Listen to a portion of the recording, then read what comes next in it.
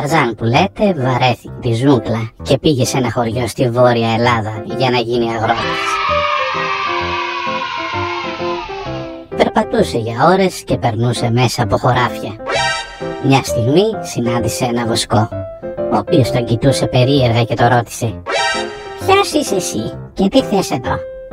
«Είμαι ο Ταρζάν, ο άρχοντας της ζούγκλας, και ήρθα εδώ για να μείνω».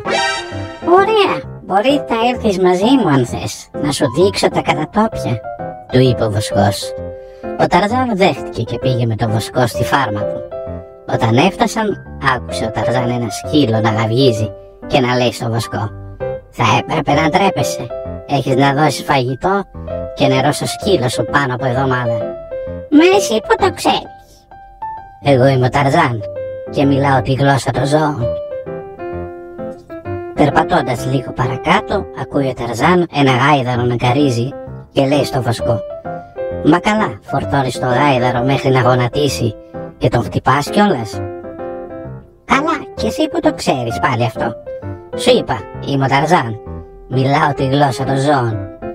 Λίγα μέτρα πιο κάτω ακούει ο Ταρζάν μια κατσίκα να βελάζει και πριν προλάβει να πει κάτι, λέει ο βοσκός: «Ό,τι για σου πει αυτή, μην την πιστέψεις, αυτή μου ρίχτηκε πρώτη».